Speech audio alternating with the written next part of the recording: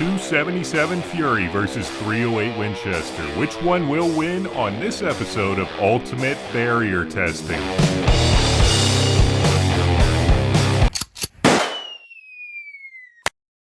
The rules are simple. 4 targets, each worth 25 points, winner takes all. Whichever cartridge ends up with the most points at the end is the winner. I will point out that this is the brass case variant of the 277 Fury, not the steel base variant that produces 80,000 PSI. This load rate here should be still producing more velocity than the 308, but let's go ahead and see.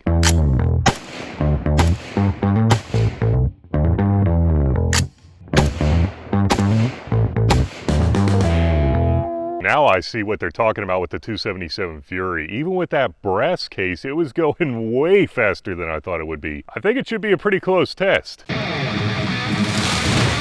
We are still going to be sticking with a 6x6 piece of pressure-treated lumber, 2 shots for each cartridge in different areas, followed by a 3/4 inch piece of plywood. But I am going to be making one change. Guys, if we're being honest, it doesn't seem like most cartridges are phased by the 6x6 piece of pressure-treated lumber. I thought it was going to be a way tougher target, which is why I'm adding a 1/4 inch piece of mild steel after the 3/4 inch piece of plywood. This should really help us determine which cartridge actually won this test. So I guess the next question is, which cartridge would you like to start with?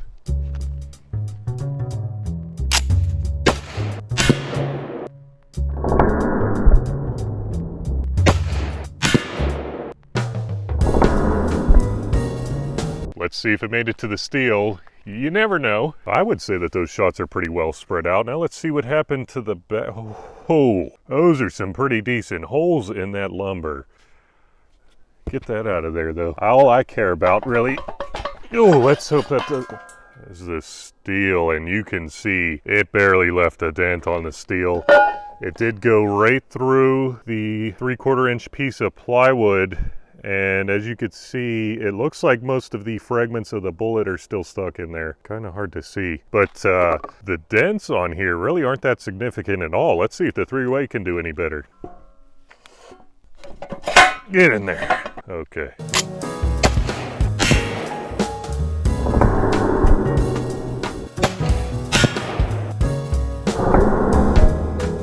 Well, not quite as bad as I was thinking. Let's see what happened. Okay, that knot in the wood may have caused it to deviate a little. I saw a spark. I could be wrong, but I saw a little bit of a spark. Let's see. Okay, there is where the spark happened. It hit the AR-500 frame sideways. That is pretty cool looking, but let's see what happened to the steel. Oh! Okay, it went right through the 3/4 inch piece of plywood. And it dented the ever-living hell out of the 1/4 inch piece of mild steel. I think this calls for one more shot though, because it deviated. And this one also deviated a little. It hit right on the edge. Well, putting it back together, I guess it didn't deviate that much because I was pretty low on that shot as well. One more shot though.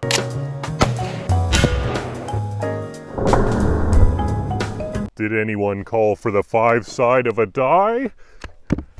Okay, I thought that was going to be cooler. Anyway, it landed right on the back for us to check out. Thank you, Block. Does not look like the 308 opened up quite as much as the 277 Fury, but let's see what happened to the 3/4 inch piece of plywood. Another small hole there. Holy shit. Holy shit balls, guys. That is crazy. It went through the 1/4 inch piece of mild steel. That 308 has some force. Holy moly. Well, I think we know who won that round. Let's go ahead and get this trash out of the way. We got to make room for our next target. And let's do the flipsy. Flipsies. There we go. What we have here is an 8-inch thick sand trap, followed by a 3/4 inch piece of plywood. Guys, in case you didn't know, sand is super rough on bullets. Let's see if the 277 Fury does any better on this one. I'm getting kind of worried. Centered right on up. Whenever I shot that, I was like, did I even hit the box? It's such a small hole, but I definitely hit the box. Let's see what happened on the back. Let's see, nothing happened on the back. Let's make sure that it didn't hit the wood. Definitely Nothing. That 277 bullet is somewhere inside this sand trap. That is absolutely insane. I thought it was going to go right through. Now I'm really getting worried for the 277. We are ready for the 308.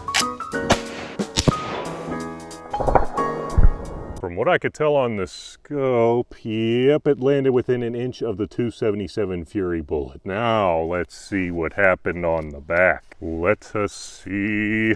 Nothing at all. There's absolutely no penetration with the 308 as well. Let's make sure on the plywood. Yep, nothing. Guys, I don't know if these bullets are just shredding up inside the sand or what. That is insane. Well, I guess that round is a draw. I couldn't find either bullet. Let's get this heavy box of sand moved. Okay, there we go. Now we are ready for the next target. Oh, well, actually, we got to flip it around, and luckily, I don't have to change out the plywood. Okay, we are ready. No, we are not. I almost forgot to add these spacers. Now we're ready for the next target. Our next target is solid concrete. I verified, and it is 1.5 inches thick of solid concrete. Not reinforced concrete, keep that in mind. But let's go ahead and set that in there. Get that little leaf off of there. We are good to go, and it is followed by a 3/4 inch piece of plywood. So let's see what happens. I was thinking of stepping it up to 4 inches thick of solid concrete, but it's like if these rounds can't even handle the sandbox, why would I step it up to 4 inches of concrete?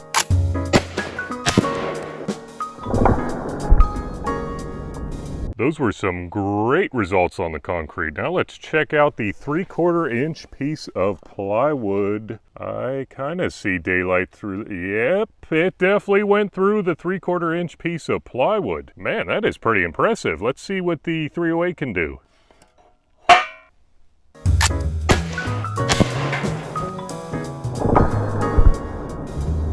I couldn't tell for sure, but that one didn't look quite as spectacular to me. I could be wrong. We'll have to review in the camera footage, but let's see what happened. Clear daylight through there. That is super impressive. I guess I may need to step it up to the 4-inch thick piece of concrete, I guess. I don't know. I guess for these somewhat larger cartridges, I'm going to need to step it up to 4 inches thick of solid concrete. Well, I think 3.5 inches thick of solid concrete. We'll see what happens here. I'm not expecting anything, though. There we go. Mr. Fury, is it? Any final words? Wait, what? Like and subscribe. Those are some weird last words. Get in there.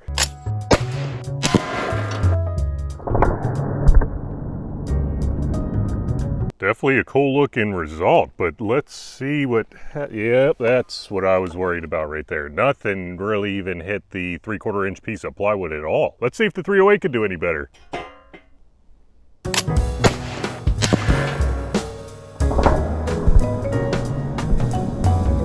Okay, that was way more of a reaction than the 277 Fury, at least from where I was sitting. Now let's check out the 3/4 inch piece of plywood.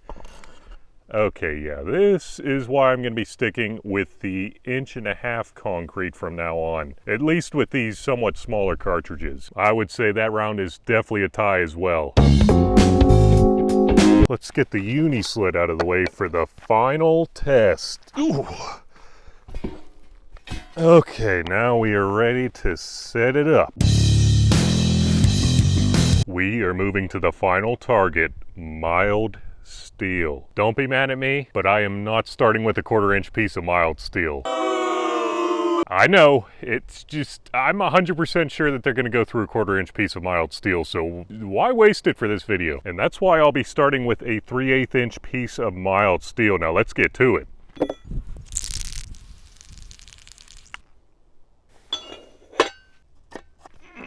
There we go. I'm really not sure what's going to happen on this round, but I think the extra velocity of the 277 Fury might really help it out. We'll see. If they don't go through 3/8 of an inch for some reason, don't worry, I'll go back to 1/4 inch. Holy shite balls, is that a clean hole. I mean, there is basically no rough edges on the middle. Well, I guess you can kind of see some in the middle. That is one of the cleanest holes that I've seen, though, and that is a cool looking flower as well. See, no need for that 1/4-inch plate, huh, guys? Or, well, I guess we should shoot the 308 before we speak too soon. Right after that shot, or well, I guess it was during the shot, but anyway, I heard a fragment go like shoo, right over my head, right over top of this steel shield. That's why I have it here. Don't try this at home. I think I may have spoke too soon because that is a clean hole. Well, I don't know if it's quite as clean as... You guys decide which one is cleaner. Anyway, the 308 went straight through the 3/8-inch piece of mild steel. We are moving on up in the world. Surprisingly, the hole from the 308 actually looks smaller than the hole from the 277 Fury. You guys have any predictions on what will happen on the next plate with this information in mind? Did somebody order a 1/2 inch of mild steel? Wait, no. Well, too bad. There aren't any refunds here.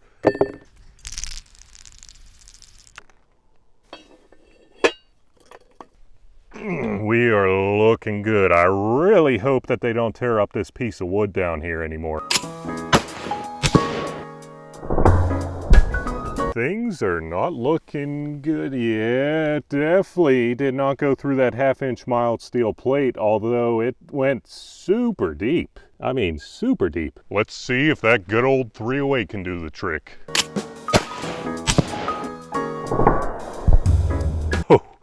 Oh man, guys, this is gonna be a close one. That looks just about as deep as the 277 Fury, and it did not go through, obviously. So I think you know what that means.